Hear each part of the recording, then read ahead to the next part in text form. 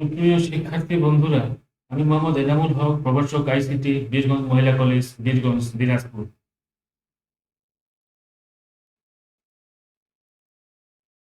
উচ্চ মাধ্যমিক আইসিটি দ্বিতীয় পত্রের আজকে লেকচার নম্বর 3, সংখ্যা পদ্ধতি বা নাম্বার সিস্টেম।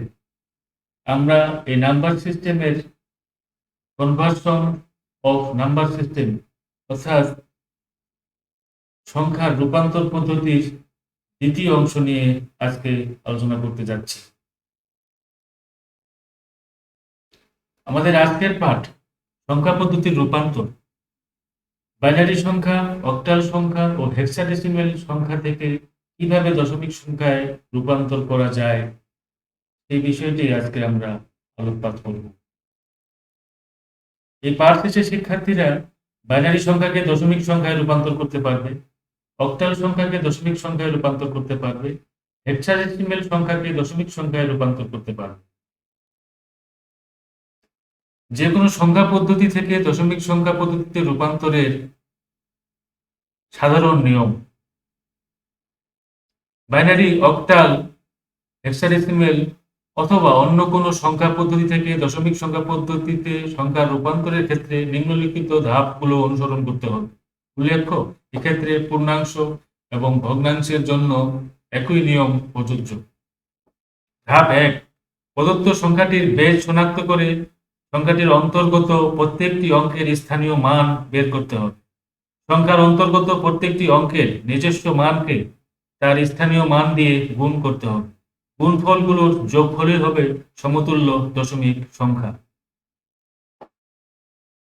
আমরা একটু বেজ গুলো দেখে নিই। দশমিক সংখ্যা পদ্ধতির বেজ 10, হেক্সাডেসিমেল সংখ্যা পদ্ধতির বেজ 16, বাইনারি সংখ্যা পদ্ধতির বেজ 2, অক্টাল সংখ্যা পদ্ধতির বেজ 8।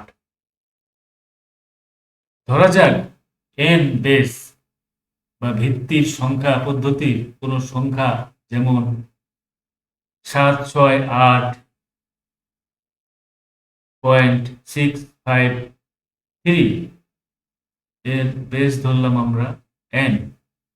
এই সংখ্যাটিকে দশমিক পদ্ধতিতে রূপান্তর করতে হবে। তাহলে বাইনারি সংখ্যার ক্ষেত্রে n এর মান 2, অক্টাল সংখ্যার ক্ষেত্রে n এর মান 8 এবং হেক্সাডেসিমেল সংখ্যার ক্ষেত্রে n এর মান 16 হবে।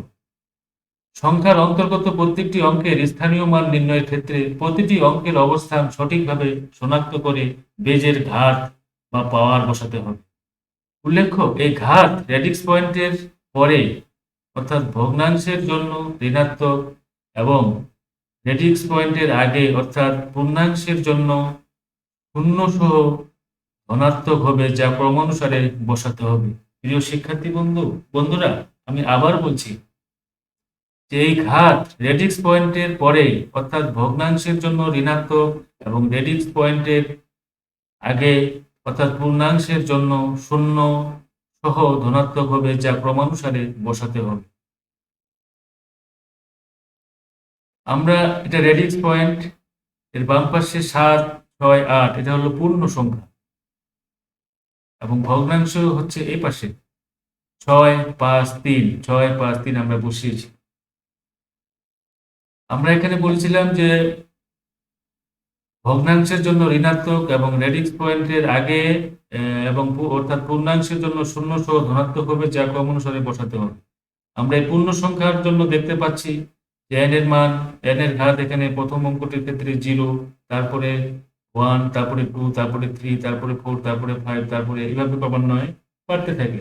পক্ষান্তরে রেডিক্স পয়েন্টের ডানে অর্থাৎ ভগ্নাংশের ক্ষেত্রে n এর ঘাত হয় -1, তারপরের অঙ্কটির ক্ষেত্রে হবে -2, তারপরের অঙ্কটির ক্ষেত্রে হবে -3, তারপরেরটির ক্ষেত্রে -4, -5, -5, এভাবেই এলএসবির মানটি চলতে থাকে এবং এগুলো মূল সংখ্যার সঙ্গে অর্থাৎ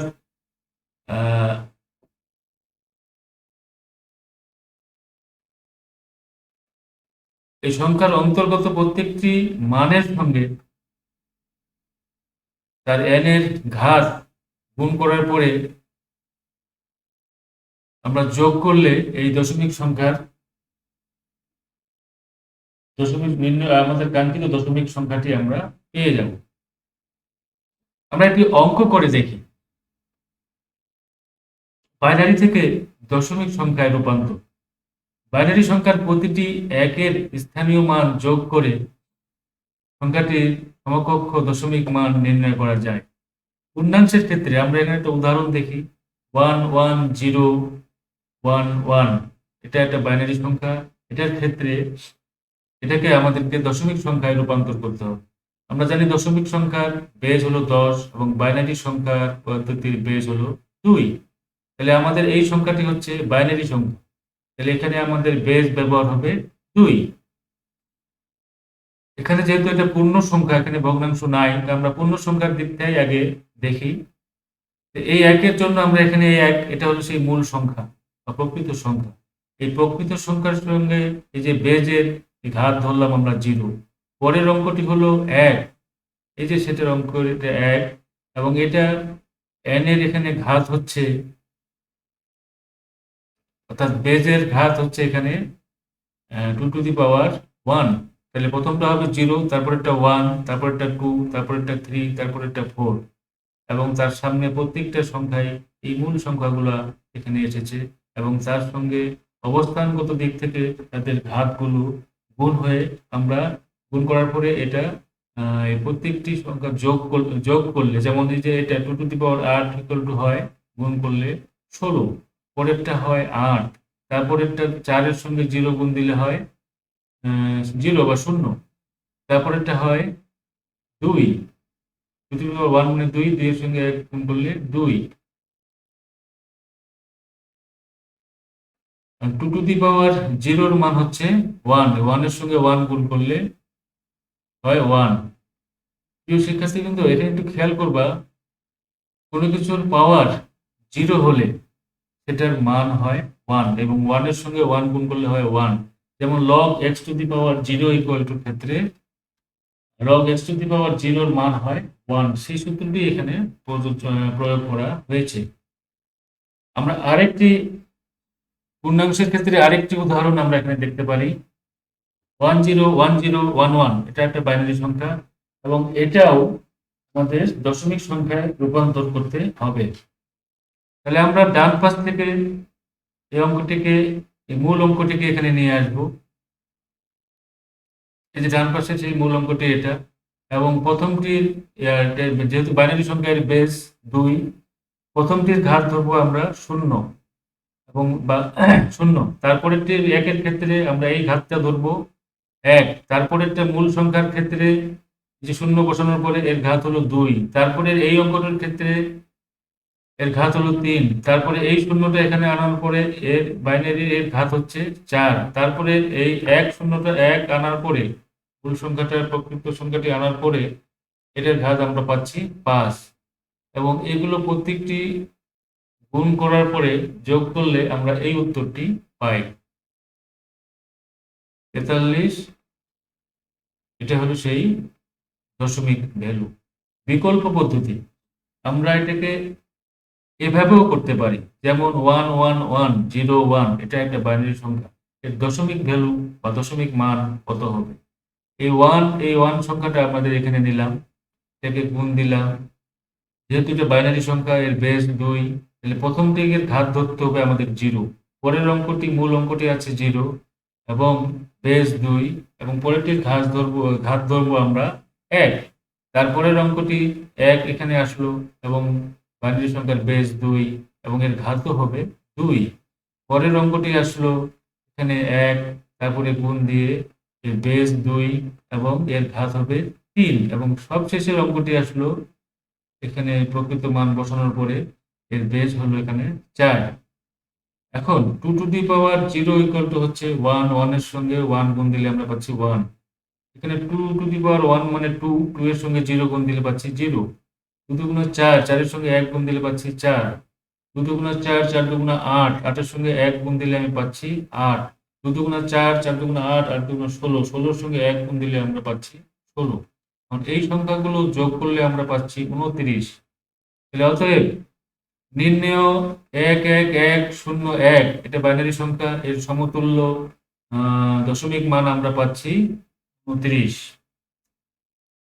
আমরা একটু ভগ্নাংশের দিকে লক্ষ্য করি। প্রিয় শিক্ষার্থীবৃন্দ, আমরা ভগ্নাংশটি কিভাবে সমাধান করব সেটা দিকে একটু ভালো করে খেয়াল করি। এখানে আমরা দেখতে পাচ্ছি 0.101। আমরা বলেছিলাম ভগ্নাংশের ক্ষেত্রে n এর ঘাতটি নেগেটিভ হয় বা ঋণাত্মক হয়। তাহলে এখানে মূল সংখ্যা হলো এটা, এবং এই মূল সংখ্যার সঙ্গে বাইনারি সংখ্যার বেস 2 এবং এর ঘাত প্রথমটি হবে -1, পরেরটা শূন্য মূল সংখ্যা বা প্রকৃত মান এবং এর বেস হলো 2 এবং এর ঘাত হচ্ছে -2। পরের অঙ্কটি হচ্ছে 1 এবং এটা বাইনারি সংখ্যা, বিধায়ের বেস আসলো 2 এবং এর ঘাত হলো -3। এখন 2 to the power minus equal to হয় হাফ, এবং 2 to the power -2 equal to হয় 1/8, এবং 2 to the power -3 equal to হয়, না ভুল বললাম, 2 to the power -1 equal to হয় হাফ, এবং 2 টু দি পাওয়ার -2 সঙ্গে 0 গুণ দেওয়ার ফলে এখানে হলো 0। 2 to the power -3 equal to হয় 1/8, এবং এটাকে ক্যালকুলেশন করলে আমরা পাই এটা হলো 0.5 এবং এটা হচ্ছে 0.125, এবং এটা যোগ করলে আমরা পাই 0.625। এটাই হলো সেই দশমিক সংখ্যা। আমরা আরেকটি উদাহরণের মাধ্যমে এটি দেখতে পারি। 0.10101, তাহলে এটা হলো সেই প্রকৃত সংখ্যা, এবং এই সংখ্যাটির বেস হচ্ছে 2, তাহলে এর ঘাত আমরা নিচ্ছি এখানে -1।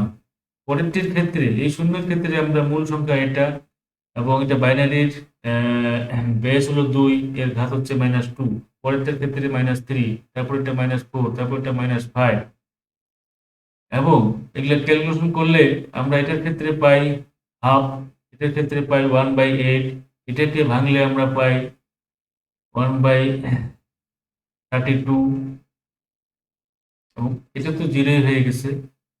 এগুলো যোগ করলে আমরা পাই হাফ মানে 0.5, 1/8 মানে হচ্ছে 0.125, এবং 1 কে 32 দিয়ে ভাগ দিলে আমরা পাই 0.03125, 4 ঘর পর্যন্ত। এই সবগুলো সংখ্যা যোগ করলে আমরা পাই 0.65625। এটাই সেই নির্ণয় দশমিক সংখ্যা। এবং আমরা আরেকটি উদাহরণের মাধ্যমে বিষয়টি দেখি। এটা একই সাথে পূর্ণাংশ এবং ভগ্নাংশ দুটোই বিদ্যমান। প্রিয় শিক্ষার্থী বন্ধুরা, আমরা এই উদাহরণটি খেয়াল করি, এটাতে পূর্ণাংশ এবং ভগ্নাংশ দুটাই একত্রে বিদ্যমান। সেক্ষেত্রে আমরা কি করব? প্রিয় শিক্ষার্থী বন্ধু, আমরা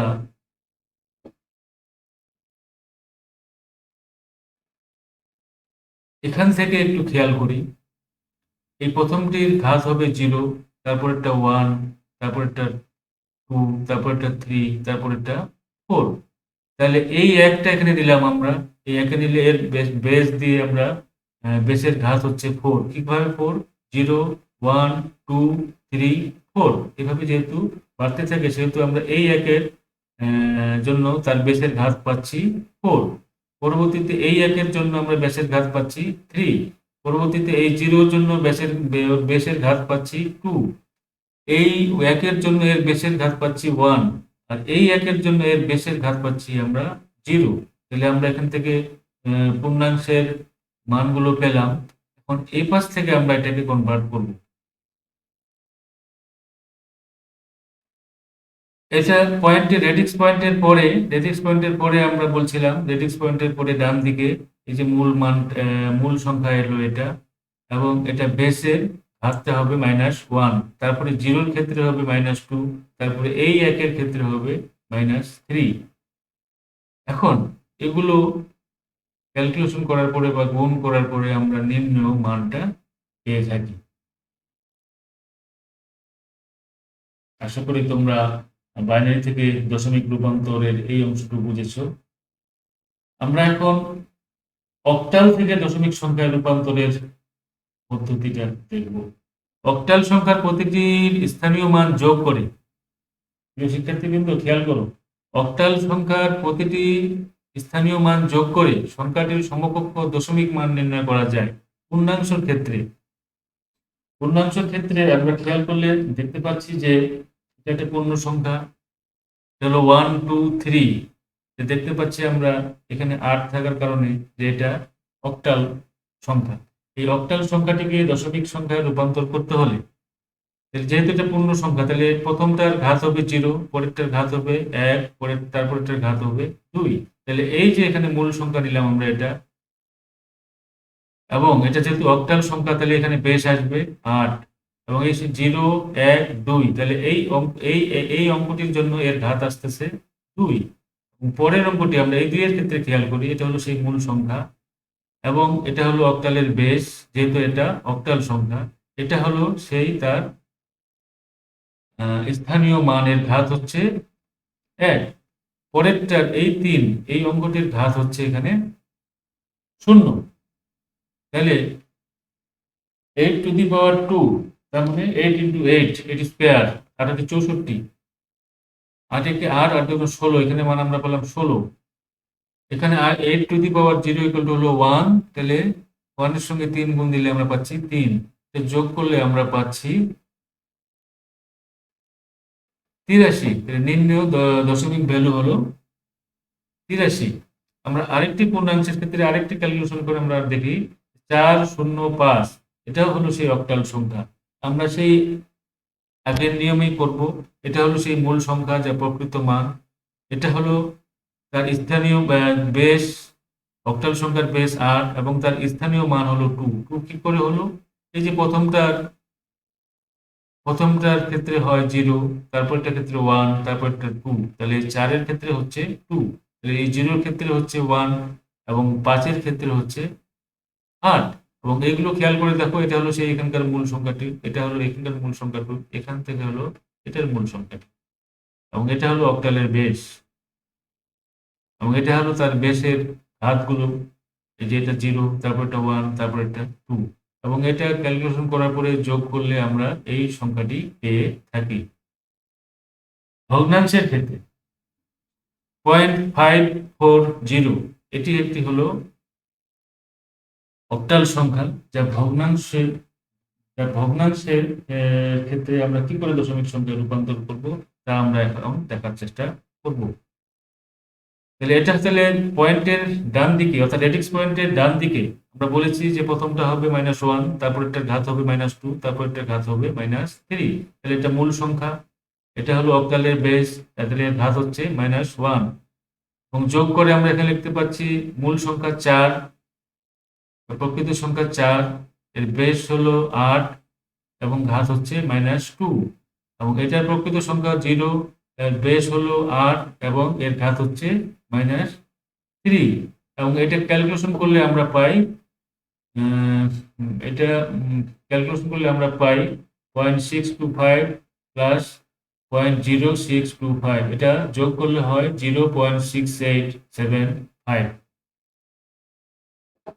অক্টাল সংখ্যা থেকে দশমিক সংখ্যায় রূপান্তর আমরা আরেকটা উদাহরণের মাধ্যমে দেখতে পারি, যেখানে পূর্ণাংশ এবং ভগ্নাংশ দুটোই বিদ্যমান।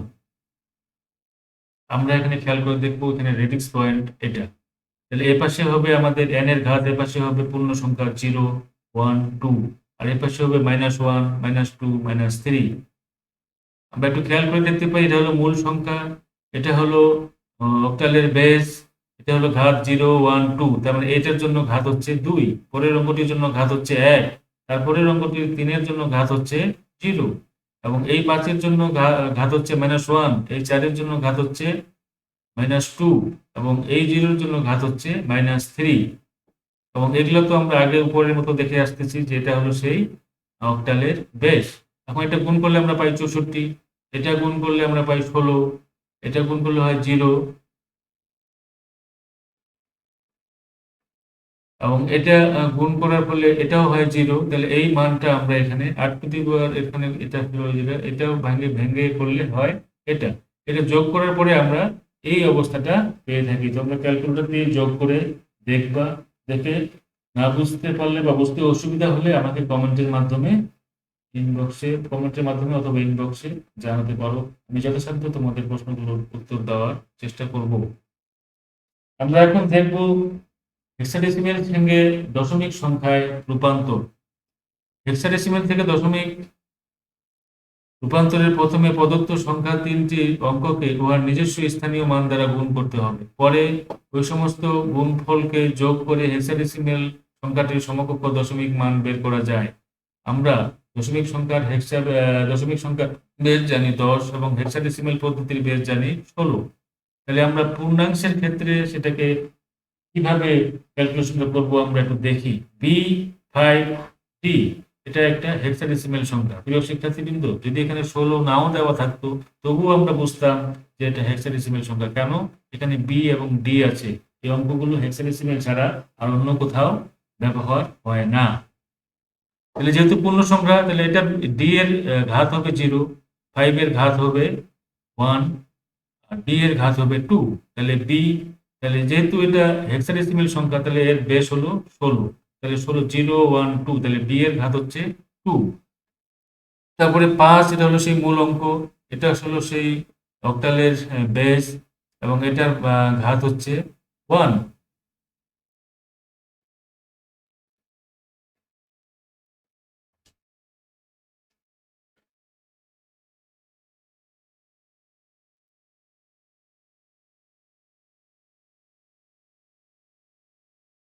এবং এই যে ডি এর এটা হলো বেস হলো অক্টাল সংখ্যা বিধায়, এবং এর ঘাত হলো 0।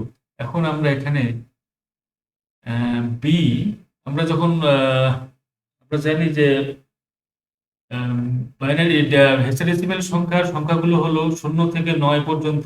তারপরে 10কে আমরা লিখি এ, ক্যাপিটাল এ, 11কে লিখি বি। তাহলে এই বি এর মান আমরা পাচ্ছি 11। এই 11কে 16 স্কোয়ার মানে 16 গুণিত 16, 16 ইন্টু 16 256, আর বি এর মান পাইলাম আমরা 11। এটা হলো 5, 16 সঙ্গে 5 গুণ দিলে হয় 80। 16 to the power 0 equal to হচ্ছে 1, আর ডি এর মান হলো 13। কারণ 9 এর পরে 10 এর ক্ষেত্রে আমরা পাই ডি, হেক্সাডেসিমেলে ভ্যালুটা এ, 11 এর ক্ষেত্রে পাই বি, 12 এর ক্ষেত্রে পাই সি, 13 এর ক্ষেত্রে পাই ডি। তাহলে এই ডি এর মান হচ্ছে 13, আর এটা 16 টু দি পাওয়ার 0 হচ্ছে 1। 13 এর সঙ্গে 1 গুণ করলে আমরা পাচ্ছি এখানে 13। তাহলে এই তিনটা সংখ্যা এখন যোগ করলে আমরা পাই 2909। তাহলে নিম্ন সংখ্যাটি হচ্ছে 2909। এটা হলো দশমিক সংখ্যা। আমরা আরেকটি উদাহরণের মাধ্যমে পূর্ণাংশের ক্ষেত্রে দেখতে পারি 352। এটা একটা হেক্সাডেসিমেল সংখ্যা। তাহলে এটারও এই 2 এর ঘাত হবে 0, এই 5 এর ঘাত হবে 1, এই 3 এর ঘাত হবে 2। তাহলে 3 আমরা মূল সংখ্যাটা নিলাম, এটা হলো হেক্সাডেসিমেলের বেস। তাহলে এটা হচ্ছে ঘাত 2, পরেরটির ঘাত হচ্ছে 1, তারপরটির ঘাত হচ্ছে 0। আর এগুলো হলো সেই মূল সংখ্যাগুলো। এটা 16 256 সঙ্গে 3 গুণ দিলে আমরা 768 পাই। 16 পাচ্ছে 80। 16 টু দি পাওয়ার 0 মানে হচ্ছে 1, 1 কে 2 দিয়ে গুণ দিলে 2। এই তিনটি সংখ্যা এখন যোগ করলে আমরা পাই 850। নিম্ন দশমিক সংখ্যা হচ্ছে 850। ভগ্নাংশের ক্ষেত্রে আমরা একটু কিভাবে ক্যালকুলেশনটা করব বা আরেকটু লক্ষ্য করলেই দেখতে পাবো যে এটা বাইনারি থেকে দশমিক বা হেক্সাডেসিমেল থেকে দশমিক, অক্টাল থেকে দশমিকের মতোই একই রকম, শুধু খালি নিয়মটা, শুধু বেসটা চেঞ্জ হয়েছে। যে 0.48 এটা হলো সেই হেক্সাডেসিমেল সংখ্যা। তাহলে এই 4 আমরা এখান থেকে পেলাম, এবং আমরা জানি যে পূর্ণাংশ রেডিক্স পয়েন্টের পরে, পয়েন্টের পরে প্রথম সংখ্যাটির ক্ষেত্রে আমরা ধরি -1, ঘাত ধরি -1। পরের অঙ্কটির ক্ষেত্রে আমরা ঘাত ধরি -2। তাহলে এটা হলো মূল সংখ্যা, এটা হলো 16 টু দি পাওয়ার 1, এটা হলো 16 টু দি পাওয়ার 2। এটা ক্যালকুলেশন করলে আমরা পাই 0.28125। হেক্সাডেসিমেল থেকে দশমিকে রূপান্তর আমরা একই সাথে পূর্ণাংশ এবং ভগ্নাংশ কিভাবে ক্যালকুলেশন করতে হয় আমরা এখানে এই উদাহরণটির মাধ্যমে একটু লক্ষ্য করার চেষ্টা করি। বি এর মান যে বি, এটা হচ্ছে 0 1 2। 0 ডি এর পাওয়ার হবে 0, এই 5 এর পাওয়ার হবে 1, এই বি এর পাওয়ার হচ্ছে 2। তাহলে বি এটা হলো 16 বেস, এটার পাওয়ার হচ্ছে 2। তারপরের অঙ্কটি হলো 5, এটা হলো বেস 16, এর পাওয়ার ঘাত হচ্ছে 1। এটা হলো ডি, এর ঘাত হচ্ছে 0। পরেরটা হচ্ছে 4, এর 16 এর ঘাত হচ্ছে -1। কেন -1? রেডিক্স পয়েন্টের ডান দিকে অঙ্কগুলো বা ঋণাত্মকের দিকে হয়, ভগ্নাংশের দিকে হয়, মাইনাস মাইনাস থেকে শুরু হয়, তাহলে -1, পরেরটা হবে -2। আর এগুলা হলো সেই মূল সংখ্যা বি, তারপরেরটা হলো 5, তারপরটা ডি, তারপরটা 4, তারপরটা 8। কিন্তু ঘাতগুলো দেখো, রেডিক্স পয়েন্টের আগের গুলো 0, 1, 2 এবং পরের গুলো -1, -2 এভাবে অগ্রসর হতেই থাকে। এখন বি এর মান আমরা জানি, বি বি ইকুয়াল টু হচ্ছে দশমিক সংখ্যা 11। এই 11-র সঙ্গে 16 স্কোয়ার মানে 256, এটা গুণ হবে। 16 টু দি পাওয়ার 1 মানে 16, 16 পাচ্ছে 80। 16 টু দি পাওয়ার 0 মানে হচ্ছে 1, 1, 1 এর সঙ্গে ডি এর মান হলো 13, 13-র সঙ্গে 1 গুণ দিলে হয় 13। এবং এটার মান আমরা পাচ্ছি 0.25। একে আমরা ক্যালকুলেশন করলে এটা পাই, এবং এটাকে ক্যালকুলেশন করলে আমরা এটা পাই, এবং এটা যোগ করার পরে আমরা এই মানটি পেয়ে থাকি 29.28125।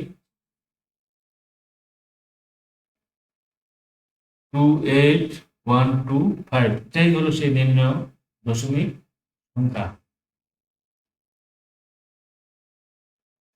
একক কাজ। সুপ্রিয় শিক্ষার্থী বন্ধুরা, তোমরা 1011, এটা একটা বাইনারি সংখ্যা, এটার দশমিক মান তোমরা বাসায় নিজেরাই বের করবে।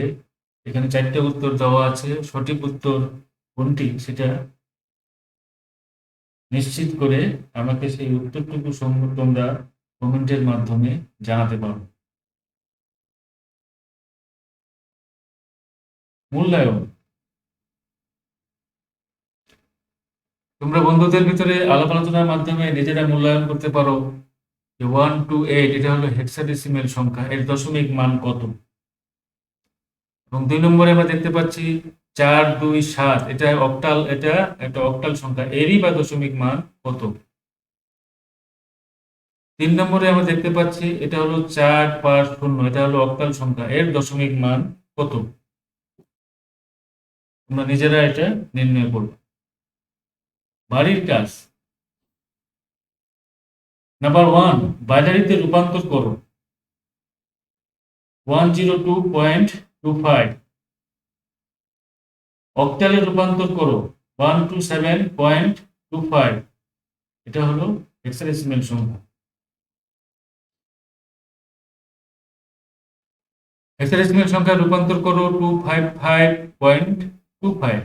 প্রিয় শিক্ষার্থীবৃন্দ, খেয়াল করো, এই হেক্সাডেসিমেল সংখ্যাটাকে বাইনারিতে রূপান্তর করতে হবে, এই হেক্সাডেসিমেল সংখ্যাটাকে অক্টালে রূপান্তর করতে হবে, এই হেক্সাডেসিমেল সংখ্যাটিকে, এই অক্টাল সংখ্যাটিকে হেক্সাডেসিমেলে রূপান্তর করবে। আগামী ক্লাসে এটা নিয়ে আরো বিশদ আলোচনা করা হবে। ধন্যবাদ তোমাদের সকলকে, ভালো থাকো তোমরা সবাই। আজকে এই পর্যন্তই। আশা করছি তৃতীয় ক্লাস দেখতে মিস করবে না। এবং কোনো রকম সমস্যা বা অসুবিধা পড়লে আমাকে কমেন্ট করে অথবা ইনবক্সে জানালে আমি যথাসাধ্য উত্তর দেওয়ার চেষ্টা করব। ধন্যবাদ তোমাদের সকলকে। আল্লাহ হাফেজ।